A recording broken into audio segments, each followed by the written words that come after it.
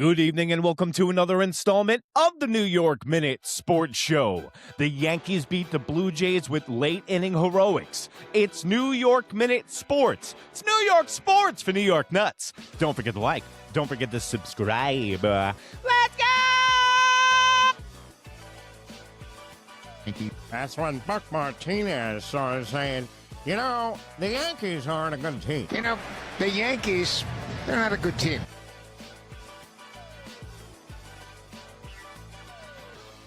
Think of your children pledging allegiance to the maple leaf.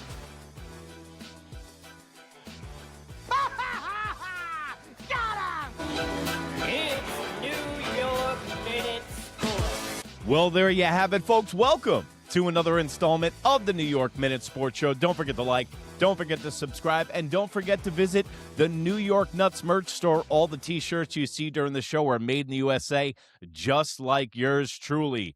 But the New York Yankees beat the Toronto Blue Jays north of the border. Before this series started, the Yankees were 9-1 in their last 10 games in Canada, and they win this series against the Blue Jays. Now, they're 10 games up on the Toronto Blue Jays. The Yankees have the best record in the American League, and they're one game ahead of the Tampa Bay Rays for first place. I guess the judgeless Boone Swoon Yankees are getting a little of those vibes over from MSG with some grit, determination, and showing a spine, and the New York Yankees are responding very well to adversity. And you know what? Late in the inning, all the New York Yankees needed to do was put the ball in play, and the Toronto Blue Jays threw the ball away. The Yankees turned the tables on the Blue Jays and used their own style of play against them. But this was a close game. This wasn't a blowout. And then the eighth inning comes along, and guess what happens? Benny goes boom. 2-run blast. And I know a lot of people have been asking what's going on with Ben because there's been a little bit of dip in the production. He doesn't have the protection of Judge in the lineup, and now teams can concentrate solely on Ben Rice. And when other teams do that, your production will dip. Then Ben Rice hits a huge 2-run home run at the time, made the game 5-3. Then who gets up to the plate and hits a 3-run shot? None other than Mr. Head Games, Caballero, baby. I love this guy. Cody Bellinger, Caballero, ball players. And did you see the display of head games that Caballero played with the Toronto Blue Jays in today's game? He was given a warning for intentionally stalling the game. If you notice the whole pitch clock thing, because Caballero was not looking up. Once the batter looks up, he activates the pitcher. He was delaying the game, but Caballero gets over on that, and he completely made the Toronto Blue Jays manager lose his mind and start to get pissed off in the dugout. And this is the example that Caballero brings to the New York Yankees. He just doesn't hit the ball and field well. He brings intangibles, and he completely threw the Toronto Blue Jays off their game, frustrated them. Caballero is the player that you love on your team, but you hate to go against. And you know what? He helped Jazz steal second and move all the way to third. He literally helped a player advance 2 bases with doing absolutely nothing other than messing with the umpires and the Toronto Blue Jays. And the at-bat took about 12 to 15 days. It slowed everything down. The Blue Jays were getting momentum back. Caballero could sense this. He was like, yeah, let's slow these things down. Then Baboon comes out of the dugout. Then the Toronto Blue Jays manager wants a piece. Completely ruined the rhythm of the Toronto Blue Jays pitching staff today. And you got to give props to Caballero. Another guy I got to give props to today is none other than Jazz Chisholm off the bench. You know, before the game started, Aaron Boone was like, you know what, we want to give Jazz a day off. And I agree with Boone, because now that you have the injuries all over this team, you're going to need to give guys days off. And I know that sounds counterproductive when you have a lot of injuries on the Yankees, but if you don't give guys day off, you put the guys that are the bench players at risk of getting hurt. Like, we're playing Paul Goldschmidt a lot, who was on lights out again today with 2 more hits. Paul Goldschmidt has been a godsend, but he is older, and we need to rest him. So Boone wanted to give Jazz the day off. Then he pinch hits for him in the 5th. I was so impressed by Jazz Chisholm today. He got to third base twice in this game by walking. And that's the dynamic that Jazz and Caballero, and I love them back-to-back, no Diddy, in the lineup together. Because once they start getting together, both of them can steal 40 bags a season. With Caballero's bullshit in the batter's box and then Jazz Chisholm's 2 walks, he wound up on third twice today. And I know we got caught in a pickle, but that's the dynamic that the New York Yankees are going to have to bring to the table with Aaron Judge being out and some of their power hitters like Giancarlo Stanton being out and missing time. Jazz Chisholm even caused the balk on the pitcher today and got the Toronto Blue Jays manager out of the game. So get this, Caballero and Jazz Chisholm are like the New Age Outlaws from D-Generation X. They lift them up and set them down. So Caballero starts the shit in the batter's box. The Toronto Blue Jays manager visibly starts getting angry. Then 2 innings down the line, balk.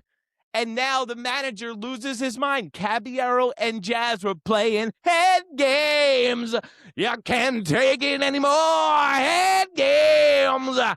And that's what we need from these 2 guys. As you can tell, I haven't taken my Knicks jersey off. It's not coming off for another week, and I am pumped up today. But one of the things that you can also be pumped up about the New York Yankees right now, guys, is the way they're playing and the bullpen. It was none other than Tim, King of the Hill, from AutoZone. Employee of the month every month. Hey, Tim, your wife's on the phone. Yeah, tell her I want on vacation because the Knicks just won the championship and the Yankees beat the Toronto Blue Jays, and I'm getting back on track, Louise. Woo-wee! The New York Yankees bullpen is back. Just like the New York Knicks, they're back. Tim, King of the Hill, back on track. Hedrick still being the most consistent dude that we have. Fernando Cruz being lights out for the last 3 weeks. And then your boy, our boy, their boy, Duval.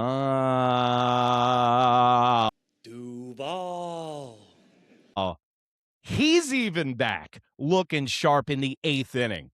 Now, David Shit the Bednar, who in cases like this with a large lead does not pitch as well as he should because it seems like he has some room for mistakes, but today he comes in and shuts the Toronto Blue Jays down. You got to be feeling good about the bullpen with these guys. They're all putting it together, and that's exactly what the Yankees need because with the big boppers being out, they're going to need speed, athleticism, running movers over, manufacturing runs, and good bullpen help. Now, I wanted to get your take on the bullpen.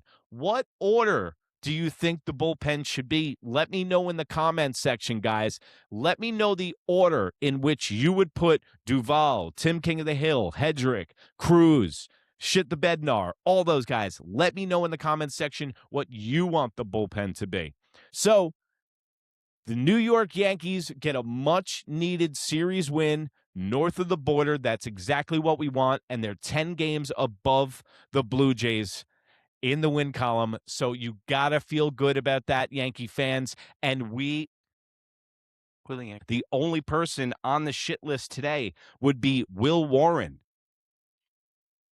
Your bullpen will not be good if you continue to get shitty performances from your starting pitching.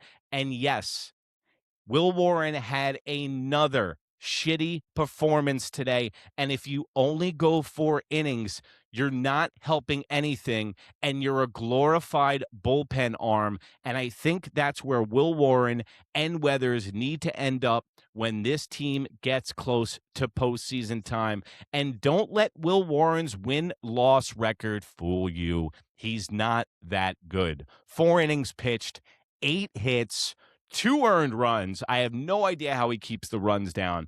He had 3 walks, 1 strikeout. He had 98 pitches by the 4th inning. Now, the Blue Jays are good, but they're not that good. I'm getting tired of Will Warren's best ability being his availability. This guy needs a strikeout pitch in the worst way possible. The reason he has 100 pitches by the 4th inning is he can't induce a ground ball, and he's like a tweener. He's not a ground ball pitcher. He's not a power pitcher because his stuff's not overwhelming. So he's caught right in the middle. If he doesn't hit his spots, he walks guys. If he doesn't hit his spots, he gets hit. So Will Warren needs a strikeout pitch, or he's not going to last much longer at the starting rotation on this team. At 7-1, it's an optical illusion, because let me give you Will Warren's stats for his last 6 starts, okay? In his last 6 starts, he's given up 31 hits. He's only struck out 20 guys. He's given up 16 earned runs, 11 walks. 4 innings pitched, 6 innings pitched, 5 innings pitched, 5 innings pitched, 5 innings pitched. He's doing the 5-5-5 deal like Weathers. We're giving out 5 innings, 5 runs, 5 hits in 5 days. Warren's innings are 4, 6, 5, 5, 5, and today 4. Not going to get the job done. It's going to tax your bullpen, and that's when problems start to happen. The Yankees cannot get uncalibrated anywhere else on this team. Also, shout to Jason Dominguez today, playing well in the outfield. But you know who was really playing well today? Anthony Volpe. All right? Listen, I know it's going to be a love-hate relationship with this dude moving forward. I know he's very, very polarizing. People like Volpe. I had people leaving subscribers because that was bashing Volpe, but I'm going to call it how it is with Volpe. He sucks, he's good. He sucks, he's good. And if he grew up in Iowa, he wouldn't be a Yankee anymore. It's the story of a New Jersey kid, grew up a Yankee fan, Brian Cashman's pet project, Aaron Baboon's homeboy, and now he's still in the lineup. Now, I think Anthony Volpe, this proves my point, what I've been saying for Anthony Volpe for a long time. He's not an everyday player. Anthony Volpe is a very good with upside bench player. He's been resting. Look at what he did today. They played him like a rented mule with a torn labrum last year in 152 games. Of course, his production's going to dip. So I think Boone needs to do a good job of having a rotisserie of all these guys with all the injuries, getting Rosario time, resting Paul Goldschmidt enough. But the one thing in Paul Goldschmidt and Ben Rice's defense, I do like the split that they have, where Ben Rice is DH one day, Paul Goldschmidt plays first base, and then they flip-flop, because it's not like Paul Goldschmidt's playing first base every day. So when he does DH, it's kind of a half day off. So the Yankees win 8-3, and I am super pumped about the way that Anthony Volpe's playing right now. But I don't think he's a 5-day-a-week player. I think at best he's a 3-day-a-week player. And the Yankees will have the day off tomorrow, and then they come back home to start the series against the surprising Chicago White Sox, who are surprising everybody but Yankee fans. And if you're a Knicks fan, you got to be riding high after this weekend. The Yankees, without their important players, are getting crucial wins, and it looks like they're hitting their stride in the month of June. The New York Knicks just went on the most epic playoff run of all time after 53 years. Boy, do I feel good. And if you feel good, go over to New York Nuts merch. That's the beautiful blue line underneath the video, and you can see all the T-shirts during the video are made in the USA, just like yours truly. Also, have you become a New York Nut yet? For $1.99 a month, you get twice the show for half the dough. We got the Monday baseball show, and we're going to have live feeds. I'm going to be broadcasting, doing play-by-play, interactive questions during live broadcasts. Guys, go over there and subscribe right now. And remember, if you can't be good, be bad, baby! Good night, Canada! Bye! That's your boy. So You how the said word he was- Goodbye, that's my boy.